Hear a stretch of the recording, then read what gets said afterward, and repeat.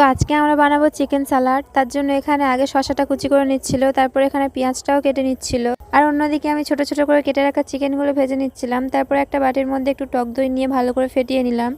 এরপর আগে থেকে কেটে রাখা শসা ও পেঁয়াজের মধ্যে টক দইটা দিয়ে দিলাম। ওর থেকে দিয়ে দিয়েছিলাম ভেজে রাখা চিকেনগুলো। আগেরবার যখন করেছিলাম তখন তো চিকেন ছিল না বলে সয়াবিন দিয়েছিলাম। এরপর টেস্টের জন্য এর মধ্যে দিয়েছিলাম একটু ব্ল্যাক পেপার। তারপরে ভালো করে সবগুলো একসাথে মিশিয়ে নিয়েছিলাম। এরপর আগে থেকে ভিজিয়ে রাখা ছোলাগুলো দিয়ে ভালোভাবে মিশিয়ে নিয়েছিলাম। তো এখন রেডি হয়ে গেছে সালাদ। চলে এসেছি এখন কোথায়? মাঠে। এই যে চারিদিকে এরকম সুন্দর আবহাওয়ার মধ্যে আমরা বসে আছি। এখন আমরা খাবো, উনি টেস্ট করে বলবে যে কেমন খেতে হয়েছে।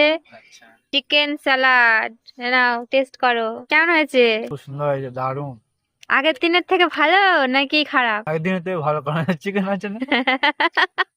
Favourite chicken. ঠিক আছে, এখন আমরা খাই। আর একবার দেখে নি কত সুন্দর দেখতে লাগছে।